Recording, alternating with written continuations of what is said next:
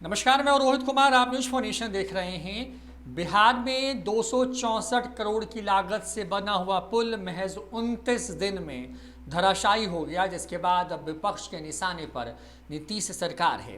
तेजस्वी यादव ने नीतीश सरकार से सवाल पूछा है कि आखिर जिस पुल को बनने में सालों लगे, वो पुल सिर्फ 29 दिन में कैसे टूट गया। तेजस्वी यादव का सवाल ये भी है कि क्या बिहार में भ्रष्टाचार नहीं है। क्या कुछ कहना है तेजस्वी यादव का 70 घाट पुल के धराशायी होने पर नीतीश कुमार की सरकार पर। सुनिए इस पूरे बयान में। 17-18 जून को माननीय मुख्यमंत्री नीतीश कुमार जी ने गोपालगंज में जो 70 घाट पुल है, जो 2012-13 से लगभग 8 साल में बनकर के तैयार हुआ था, उसका उद्घाटन किया था। और उद्घाटन के बाद ठीक 29 दिन बाद ये पुल जो है ध्वस्त हो चुका है, टूट चुका है। और सवाल कई खड़े उठ रहे हैं कि ये 8 साल से ये पुल जो है ये बन रहा है और लगभग इस पे खर्चा जो आया है 264 करोड़ रुपए का खर्चा आया है और 8 साल लगे बनने। और अभी कुछ दिन पहले ही माननीय मुख्यमंत्री जी ने, ठीक 30 दिन पहले माननीय मुख्यमंत्री जी ने इस पुल का जो है उद्घाटन किया। हम लोग लगातार ये कहते रहे हैं कि ये आम बात हो चुकी है। नीतीश जी के राज में ऐसी घटनाएं, पुल का ध्वस्त होना, आपको याद होगा ठीक कहलगांव में एक डैम था जिसका उद्घाटन होना था, उससे एक दिन पहले वो डैम जो है कहलगांव में वो टूट गया। और लगातार ऐसी घटनाएं बार बार होती रही हैं। 264 करोड़ रुपए का तो चूहा 264 करोड़ रुपए का तो चूहा जो है वो जो है बांध को तोड़ देता है। तो हम तो लगातार सवाल उठाते रहे हैं कि नीतीश कुमार जी का जो राज है पूरे तरीके से भ्रष्टाचार का बोलबाला हो चुका है।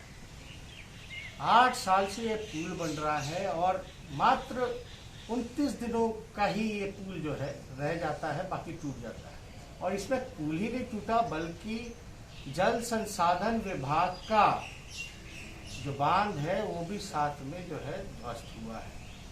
तो इसमें नुकसान जो है बिहार की जनता को हो रहा है। ये पैसे की रिकवरी कैसे होगी? कितने घोटाले हुए नीतीश कुमार जी के राज में। हमने जब 55 घोटाला बोला है, 15 साल में 55 घोटाले हुए हैं, तो वो घोटाले का हमने जिक्र किया है जो कि सरकार ने बकायदा उन घोटालों को माना है कि घोटाले हुए हैं। 7 निश्चय घोटाला हो, धान घोटाला हो, बियाडा घोटाला हो, बड़े बड़े ऐसे जितने घोटाले, लगभग 15 साल में नीतीश कुमार जी ने 55 घोटाले किए। और अगर आरसीपी टैक्स देकर के ट्रांसफर पोस्टिंग होगा तो इस तरह की घटनाएं होती रहेंगी। इस पुल में जो सुनने को आ रहा है, हालांकि ये जांच का विषय है कि ये टूटा क्यों, लेकिन इसमें ये कहा जा रहा है जो प्रोटेक्शन, जो पिचिंग काम जो होना चाहिए था वो इसमें नहीं किया गया।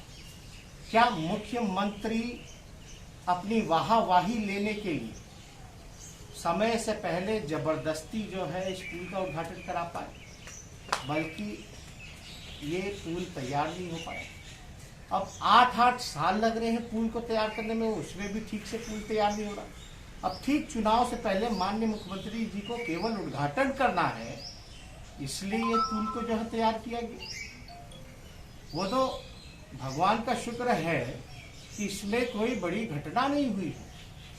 आवागमन जो है वो चालू हो गई थी क्योंकि पुल का उद्घाटन हो गया था। इस हादसे में अगर गाड़ी वगैरह जो है गिर जाती, जान माल का नुकसान होता, तो इसका दोषी कौन है? और ये कॉन्ट्रैक्टर को तो सबसे पहले जो वशिष्ठा जो कंपनी है, इसको हम लोग मांग करते हैं कि बिहार सरकार जो है अविलंब तुरंत जो है ब्लैक लिस्ट किया जाए और साथ ही साथ जो 264 करोड़ रुपया जो भ्रष्टाचार में भेंट में चढ़ गया नीतीश जी के नाम पे, उसकी रिकवरी इस कंपनी से की जाए। अब ये तो 8 साल लग गया पुल बनने में।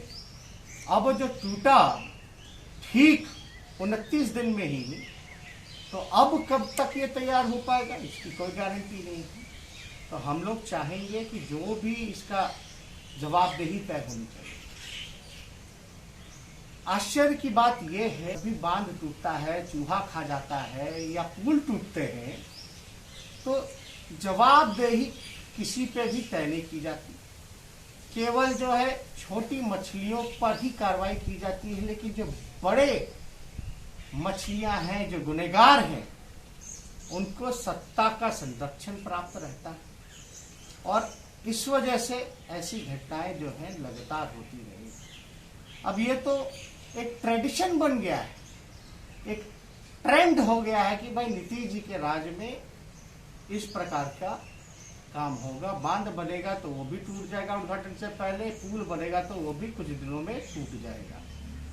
कई बार हम लोगों ने लगातार आवाज उठा है कि इस पे तो जो लोग हैं दोषी, उस पे कार्रवाई करनी चाहिए।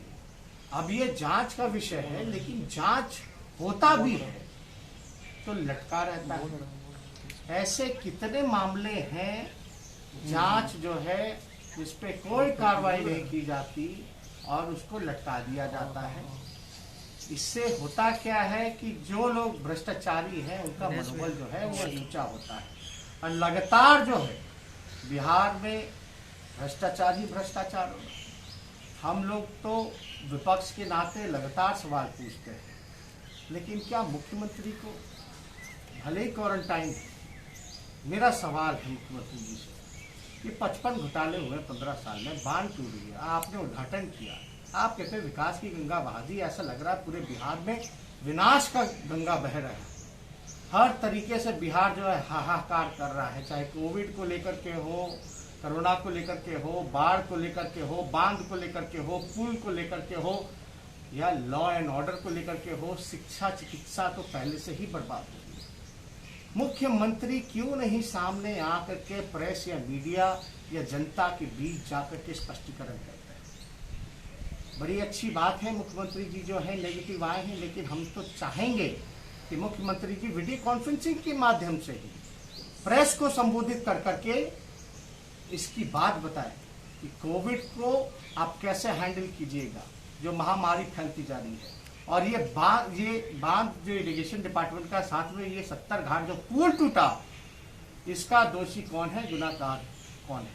हम तो चाहेंगे मुख्यमंत्री अगर वीडियो कॉन्फ्रेंसिंग नहीं कर सकते तो कम से कम वीडियो ही बना करके जो है लोगों के सामने रखें, लेकिन इस पे चर्चा होनी चाहिए। क्योंकि जनता ने इनको मैंडेट दिया था, महागठबंधन को दिया था। वो अलग बात है कि चोर दरवाजे से वो चले गए, लेकिन अभी वो मुख्यमंत्री हैं, जवाबदेही उनकी बनती है और उनको स्पष्ट करना चाहिए, जवाब देना चाहिए। बिहार के 12-13 करोड़ जो जनता है उनको सामने आकर के मुख्यमंत्री को जवाब देना चाहिए।